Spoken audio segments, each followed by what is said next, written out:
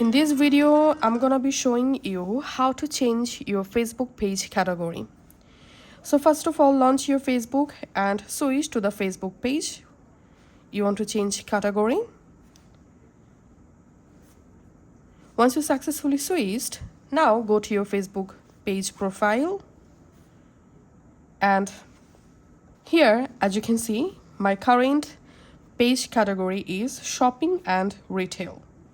Now to change this category, just tap on your profile photo, tap on settings to go to your page settings.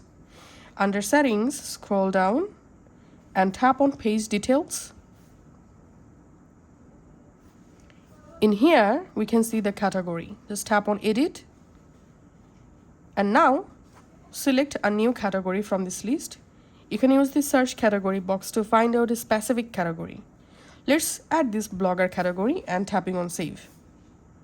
And we can see my page category successfully changed.